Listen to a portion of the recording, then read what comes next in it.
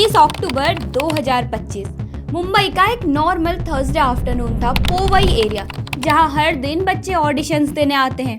लेकिन उस दिन एक स्टूडियो के अंदर 17 बच्चे और 2 अडल्ट्स बन गए थे हॉस्टेज, और उन सबको बंद करने वाला था एक आदमी, रोहित आर्या। पुलिस को 1:30 बजे कॉल आता है, मेरे बच्चे स्टूडियो गए थे ऑडिशन के लिए, अब तक वापस नहीं आए। जब पुलिस पहुंचती है तो दरवाजा बंद, कर्टेन्स बंद, अंदर से सिर्फ रोती हुई आवाजें सुनाई देती है। और तब समझ आता है ये कोई नॉर्मल सिचुएशन नहीं है। अंदर एक आदमी चिल्ला रहा था, मुझे सिर्फ न्याय चाहिए, सरकार ने मुझे 2 करोड़ नहीं दिए।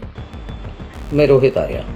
सुसाइड करने की जगह मैंने एक प्लान बनाया और कुछ बच्चों को इधर हॉस्टेज रखा। ये था रोहित आर्या, एक फिल्म मेकर, एक्टिंग कोच और अपने आप को सोशल एंटरप्रेन्योर बोलने वाला आदमी। वो कहता था उसने स्कूल्स में स्वच्छता मॉनिटर प्रोजेक्ट चलाया और महाराष्ट्र गवर्नमेंट ने उसका पैसा नहीं दिया। गवर्नमेंट ने कहा रोहित आर्या के डॉक्यूमेंट्स इनकम्प्लीट थे और उसके पास कोई ऑथराइजेशन नहीं थी।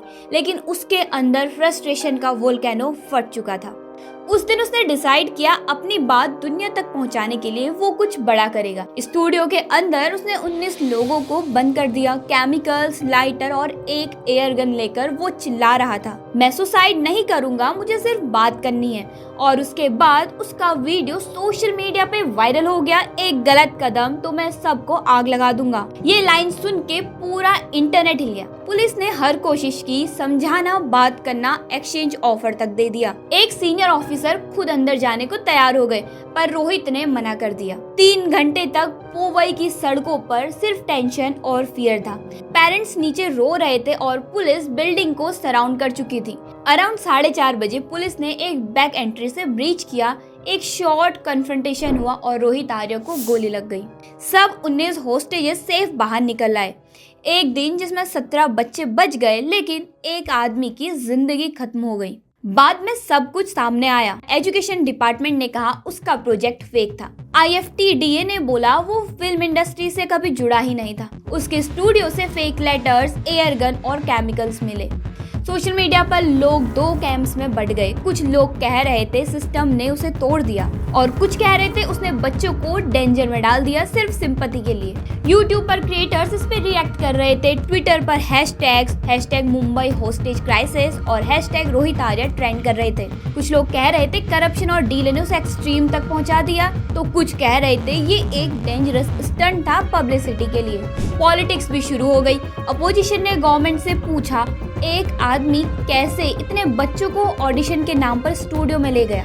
गवर्नमेंट ने जवाब दिया, पुलिस ने टाइम पे एक्शन लिया, लेकिन सवाल वही रहा, सिस्टम का फॉल्ट कहाँ था। ये इंसिडेंट सिर्फ एक हॉस्टेज केस नहीं था, ये एक मिरर था जो दिखाता है कि हमारी सोसाइटी किस तरफ जा रही है। एक आदमी के अंदर की फ्रस्ट्रेशन, एक सिस्टम जो सुनता नहीं, और पेरेंट्स जो बिना वेरीफाई किए बच्चों को ऑडिशंस में भेज देते हैं। मुंबई हॉस्टेज क्राइसिस ने 3 बड़ी चीजें सामने रखी।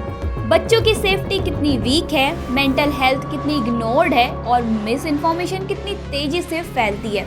बस सोच के देखो, अगर वो बच्चे वहाँ से सेफ बाहर ना निकलते और अगर एक इंसान की फ्रस्ट्रेशन पहले ही सुन ली गई होती, तो शायद ये दिन कभी आता ही नहीं। कभी कभी ट्रेजेडी सिर्फ एक इंसिडेंट नहीं होती, वो एक वार्निंग होती है हम सब के लिए। अगर आपको वीडियो पसंद आई तो वीडियो को लाइक, शेयर और सब्सक्राइब करना बिल्कुल मत भूलना। मिलते हैं अपनी अगली वीडियो में, तब तक के लिए take care and bye bye.